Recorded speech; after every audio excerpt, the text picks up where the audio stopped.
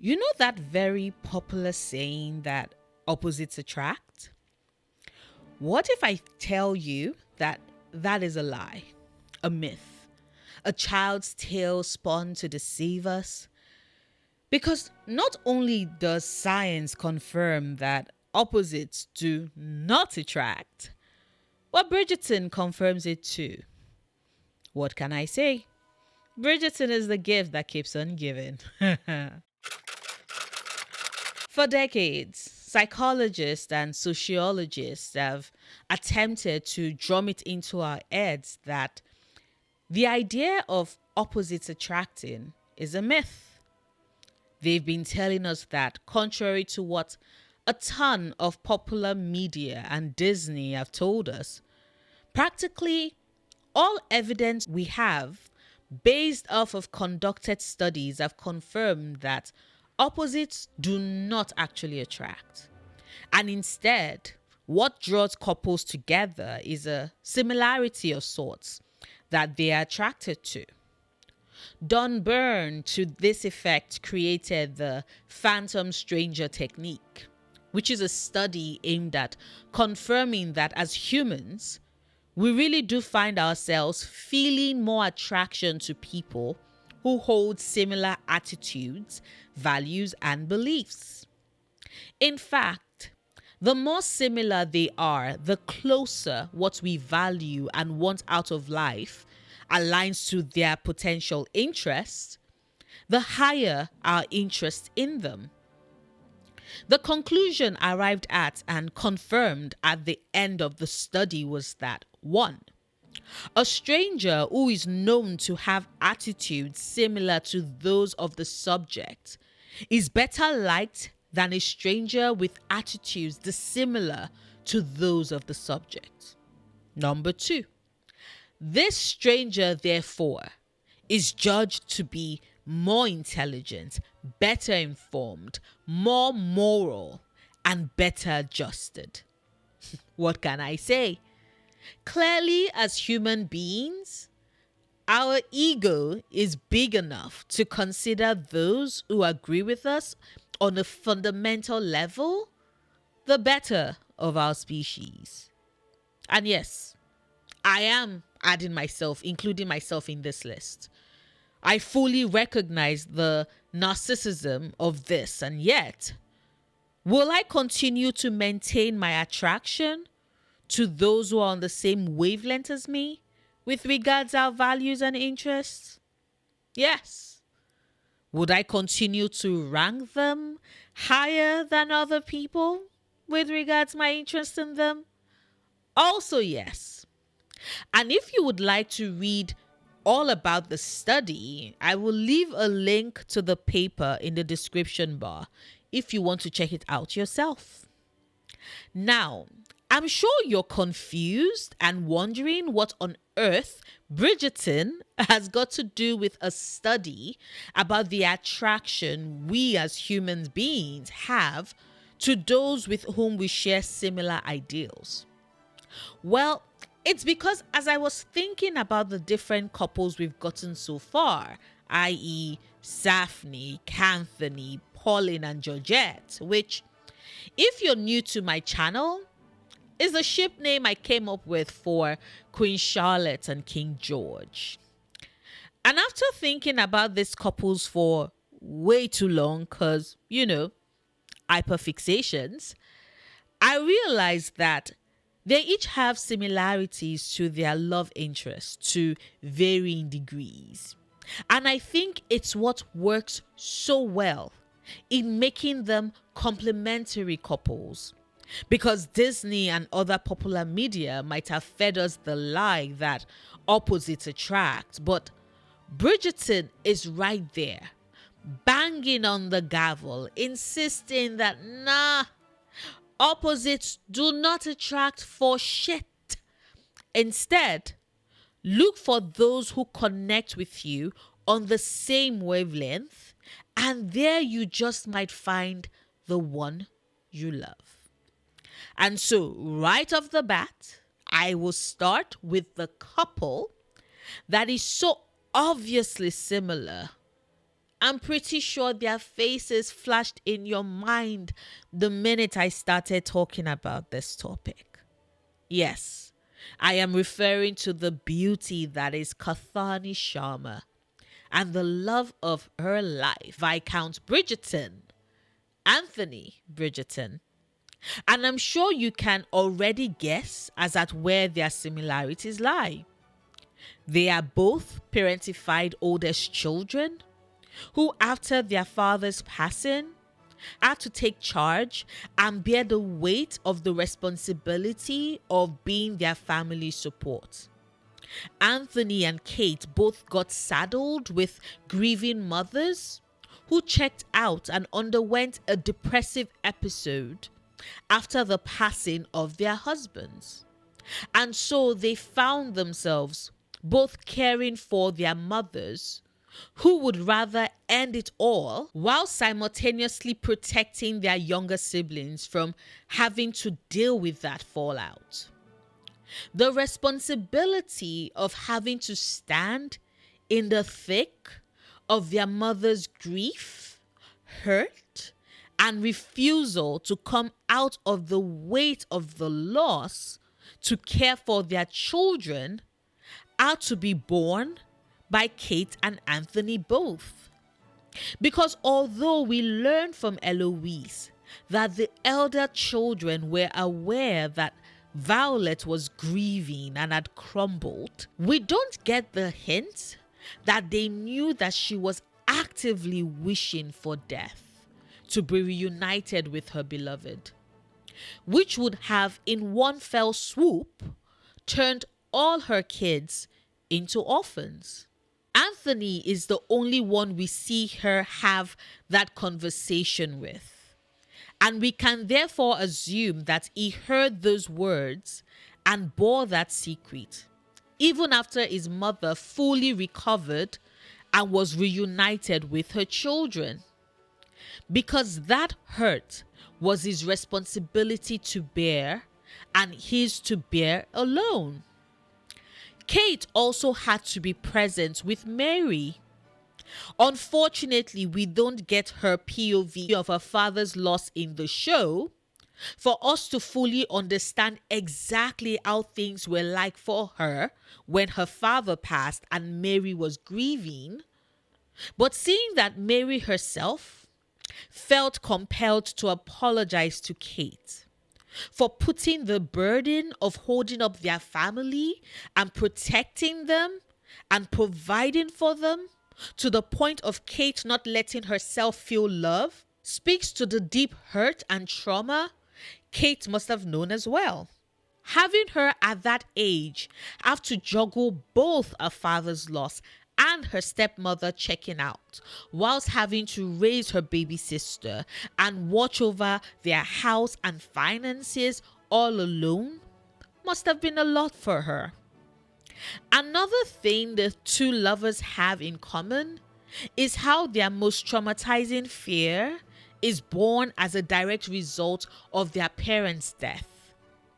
Anthony is absolutely terrified of bees, because it was a bee sting that killed Edmund, who up until that point, the family had no idea was so deathly allergic to them. And although they didn't incorporate the why of it in the show, which I think is a travesty, and I would never understand season 2's writers and directors and showrunner for making that choice. But the reason why Kate is so terrified of thunderstorms is because her mother died in the middle of one. Young Kate was present whilst her mother gasped for her last breaths, like Anthony was present for Edmund's last breaths, and associated the gasping sounds that cracked in the room with the thunderstorm that raged outside. So whenever Kate hears thunder, like Anthony when he sees the bee, they both think of their dead parent. Although for Kate, it's a subconscious thought because she's suppressed it. It's a great touch to show how similar the lovers are, to show us, the audience, that sure, their fear might be illogical. Neither a thunderstorm nor a bee is going to actually kill them, but it is tied to a traumatic experience of them losing a loved one. And that is big enough to carve itself into their identity as adults. But in addition to both Kate and Anthony being parentified children who had to help manage one parent whilst they lost their fathers and at the same time had to be present for their siblings, they are both similar in that we get to see how neither of them really had time to grieve that loss. They had to get on to the next thing, and the next thing was them taking charge for their family so they could help them. And by them, I mean their mother and their sibling, or siblings in Anthony's case, weather the storm. And I do think a lot of the time when we talk about it in the fandom, a lot of people gloss over the fact that it does a lot to your psyche when you've lost someone who up until that point was your whole world, and you don't even have the space to grieve them because you have to step forward to be the adult in that situation. And being the adult meant that both Anthony and Kate became people who grew to meddle in the lives of their siblings. And before you think I'm trying to justify their meddling, that isn't the case. But when you've had these kids have to take up responsibility for their siblings since they were children, yes, Anthony was almost 18 at this point, but I still read him as a child who was slowly being groomed into a position he should have had a couple more decades to ease himself into, instead of suddenly, in the space of a couple of hours, going from heir to viscount. And so, yes, I do believe that this sudden, unplanned shift meant that Anthony found himself saddled with now being responsible for his siblings. And just as with Kate, they both decide to take on that responsibility very seriously, because they are still stuck in the thought they had as children, i.e., I cannot afford to fuck this up. There's something about never healing from having to suddenly shift from child and sibling to sibling and caretaker that means that even your siblings lose some agency in your eyes, because you've been so responsible for them for so long, you've had to direct and guide them for so long, that thinking of them as adults who can make their own decisions takes a while and requires quite the shift. And I think this is the reason behind why Anthony was such a dick to Daphne in season 1, not letting her make her own decisions, and why Kate was so guarded and protective and controlling of Edwina in season 2. Both Kate and Anthony are controlling know-it-alls, operating under the mistaken belief that they know better than their siblings.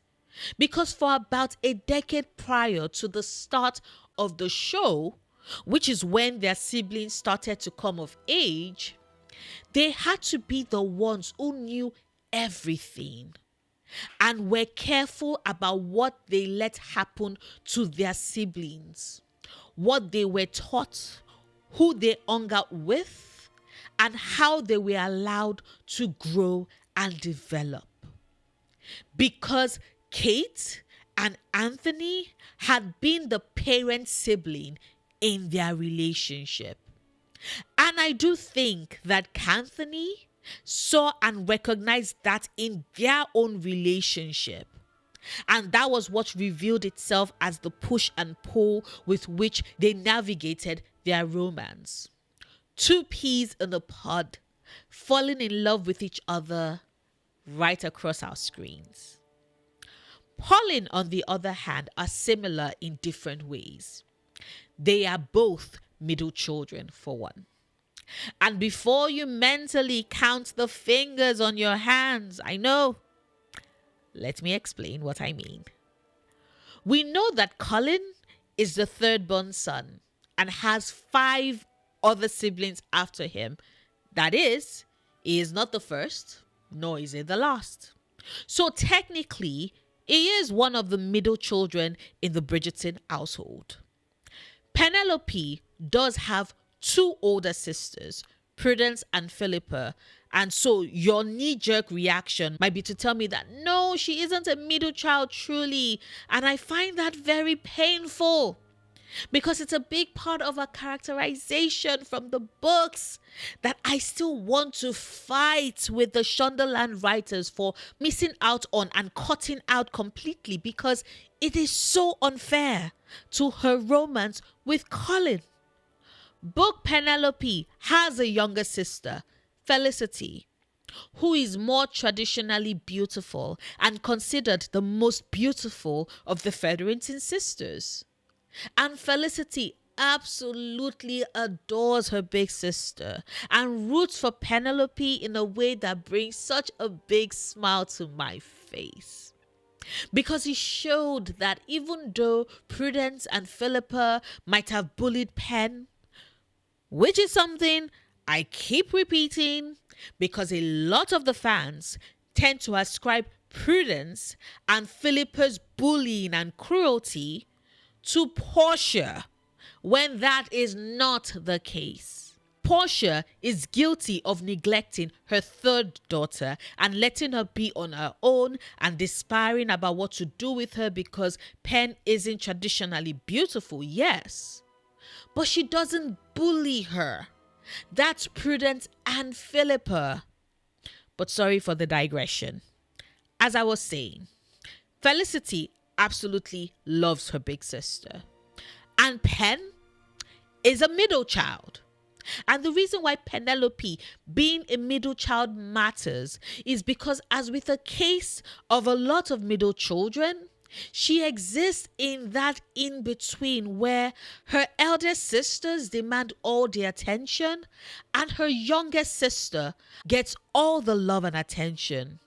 And then you have Pen right there in the middle, often ignored, with nobody really expecting much from her, which creates the avenue for her to run her business as Lady Whistledown, yes. But it doesn't detract from the fact that at her core, Penelope Featherington is a middle child, often ignored. And the one way in which she finds an outlet to give herself a voice and put herself out there is through her writing. Know someone else who is a middle child, who is often ignored and sometimes dismissed, and who believes that a way he can give himself an outlet and put himself out there is through his writing? If your guess was Colin Bridgerton, you would be right. And if you're someone who is doubting and is about to go all, but Colin isn't dismissed, I'll bring up the different exhibits that confirm this point and Colin's state of mind. Exhibit A. The whole conversation about him wanting to marry Marina and no one in his family really taking him seriously because to them, he's not ready for that. And Colin's palpable frustration at being dismissed. Exhibit B. It's the same thing with him wanting to invest in Jack Featherington's Ruby business, and how Anthony, as the head of the house, doesn't see it as him making a serious adult business investment. Like, sure, we know as the audience that Marina is just looking to entrap him, and Jack Featherington is a scam artist. But Colin, as at when he's making this case in the show, has no idea and is rightfully bristling at himself not being taken seriously. And it makes sense that This desire by Colin and Penelope to be seen, heard, and valued is what is at the heart of Colin's jealousy of Pen, as he admits to her at the end. The reason why he is so jealous and envious of her and her success as Lady Whistledown is that they've always both been the members of their family who are ignored and not taken seriously. And yet Pen, as Lady Whistledown, is.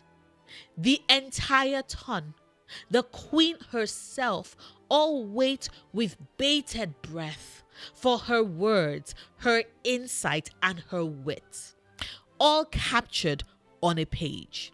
And she's been successfully doing so, writing and keeping her audience engaged and hanging on to her every word, seeing the merit in what she has to say for years. It's something they both desire, and Pen successfully achieved that. Colin's admittance to that is meant to show us a deeper glimpse into his psyche and his understanding of himself. Yet another reason why I preferred that he came to that realization on his own in the books, as opposed to the show when Cressida had to tell it to him. Then there's the fact that they are both writers, given to documenting and recounting the things they've seen and heard and experienced in a way that they are able to draw others into the stories that they've chosen to weave. I think it's a beautiful way to show how they are so similar and what they have in common. Because sure, Penelope's expertise might be more of a social commentary and reporting on the going-ons in their society, whilst Colin's focus is more on documenting the sights and sounds of his travels. But at the core of what they both do as writers is inviting others to the world and its peoples through their eyes. And I love that for them both. Georgette, on the other hand, have their similarities in them being bound by their duty. Charlotte, in this case, has a duty to her people. And by people, I mean both those of her hometown of Mirau in northern Germany and the people of England. And the reason why I mention Munro is because that is the duty that binds her first. When she makes the suggestion to her brother, Prince Frederick, about breaking the engagement that would have her forced to marry George, he tells her that you just can't say no to the King of England. And we can read between the lines of the implication of what sort of colossal shitstorm would ensue should she decide to say no to the marriage. And so, for the sake of her people, she continues through with the wedding and then finds herself falling in love with her husband. And her duty grows. Because now everything that Charlotte does throughout the show, including hounding her children to ensure that they give their father an heir, is because of her duty to the crown, to the people, to George. Because at this point, him having an heir was the only way to secure the throne and his line and prevent any succession issues further down the line. It is this sense of duty that binds her.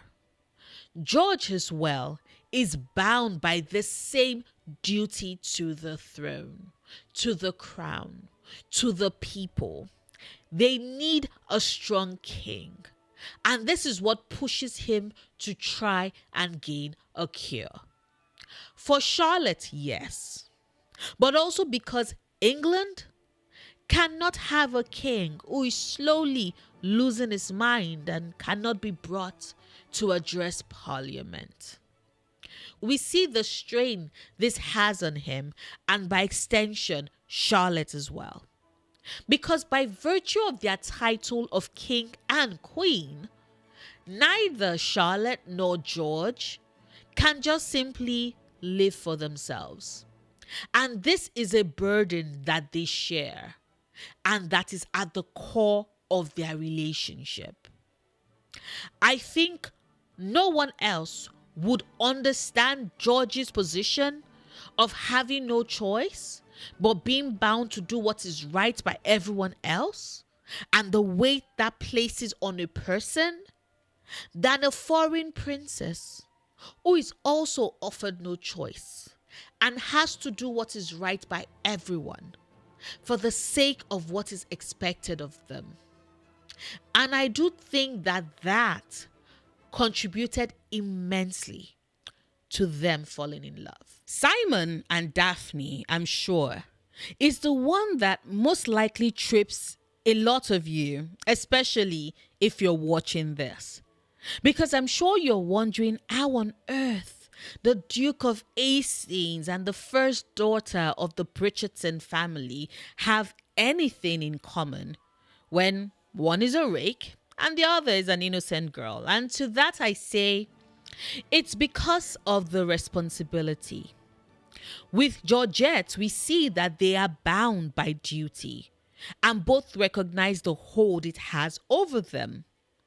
With Daphne, however, things are a bit different. I see instead the weight of the expectation that the fate of their family rests on them and their choices.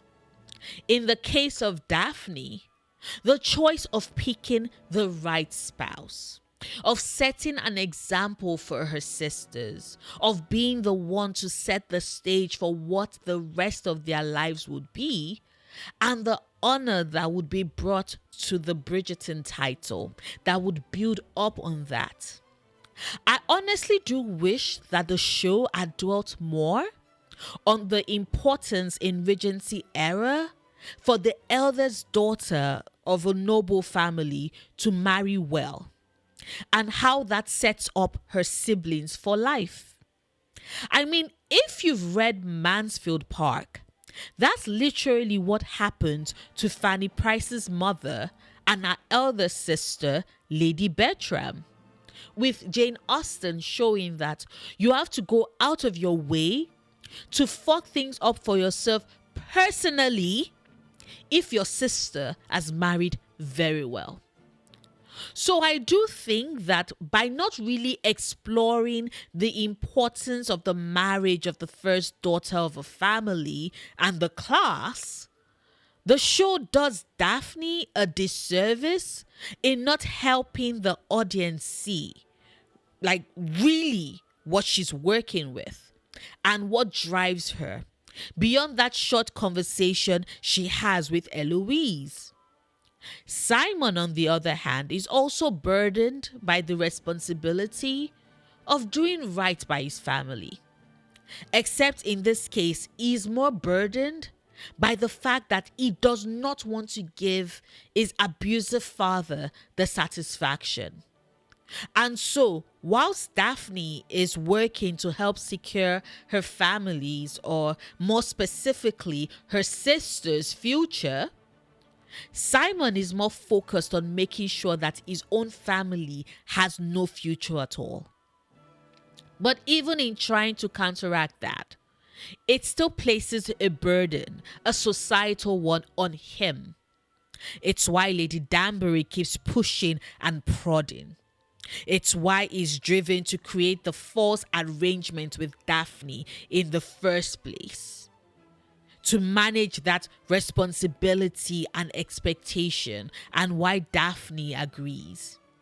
Because she needs to do the same, but for her own end.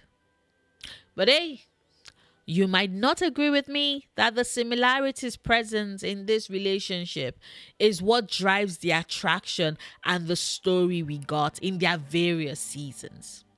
Hit the like button if you do agree, however, and hit the dislike button if you don't. I'm not going to hold it against you, even if we're on opposite sides. Share this video though if you think others should hear what I have to say. It does help my channel grow and is incredibly supportive of my content. Speaking of support, a huge thank you to my patrons. You all help keep the lights on, and I honestly don't know what I would do without you. Thank you. If you'd like to support me on Patreon, the link to do so is in the description box. I make new videos 3 times a week, Mondays, Wednesdays, and Fridays. Whilst you wait for new content from me, do check out my last video where I talk about why Portia Featherington is the best mother in Bridgerton, in my opinion, of course. Until next time, do remember, obsessing over the things you love, perfectly valid coping mechanism.